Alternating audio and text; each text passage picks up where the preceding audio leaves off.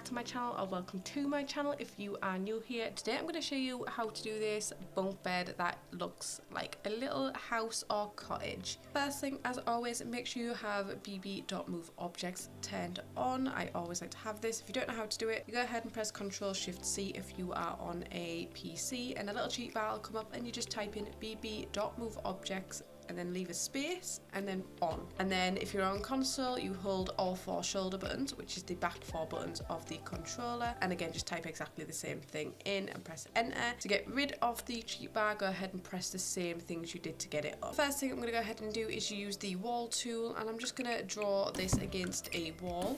And I've made a 1x3 room. I have my room set to walls cut away view, so you can sort of see in the room.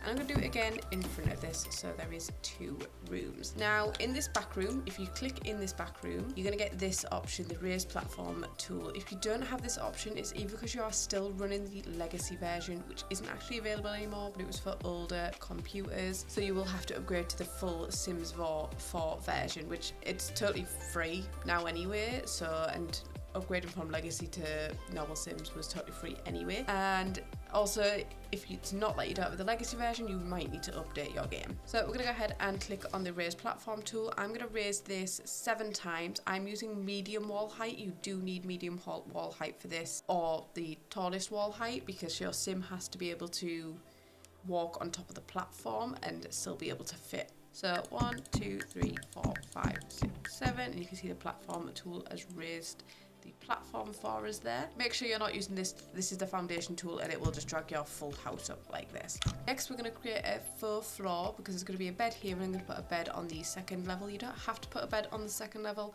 but I also like to create a faux floor under this. So what we're going to use, and I'm not going to do the basement trick like I normally do, is I'm actually going to use kitchen cabinets. Kitchen cabinets, these smaller ones, so the half tile one here. If you don't know how to get this up, when you click on the cabinet, if you press these automatic counter placement thing, you click it, this will open up and you'll get this half tile one. Good thing is with these is Sims can walk through them, on them, anywhere, so these can be placed above and below beds and your Sims will not have any problems.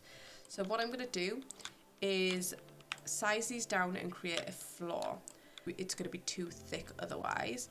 And we're going to get it to the same height as the platform, which I think is about here. It's hard to tell because the wall sticks up a little bit further. So I'm just going to place that there, and then again sizing the next one down and just moving them across. So I'm just repeating this on the other side again, sizing down these and just popping them in. I'm alt placing these just because there's a tiny gap at the end, but you don't have to. I'm just a bit of a perfectionist. Now we can go ahead and delete this front wall like so, and I'm going to keep this back wall up, and we're going to place an awning on here. Certain awnings do not work because they don't let your sim be able to get under them. This one from Dine Out works pretty well. It doesn't look like it's big enough, but I just go ahead and use 2. So again, I just place one, grab another one and overlap it like so. Once you've done that, you can go ahead and delete this wall, and then you can add a few details if you want. I like to add pillars, so I like these ones from Get Together, and obviously you've got to add stairs so your sim can go ahead and get up here. Now it's a case of placing the beds in place. I like to hide the headboards, so I'm just going to alt place these and place them like that, and then we're going to raise this bed. All the things will be on screen so you know how to do it, whether you're on console or not. I've also placed a fence here just because I think it looks cute.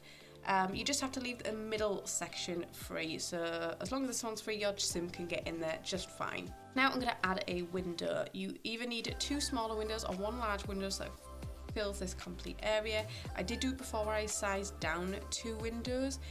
The problem is with that is when you make it into a room, you get some weird shadows going on.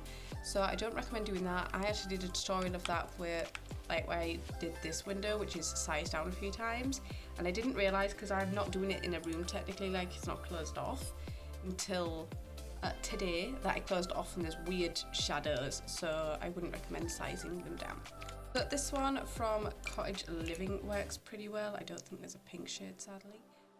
To go with my pink theme, and I'm just going to raise this up till it meets the bottom of that awning.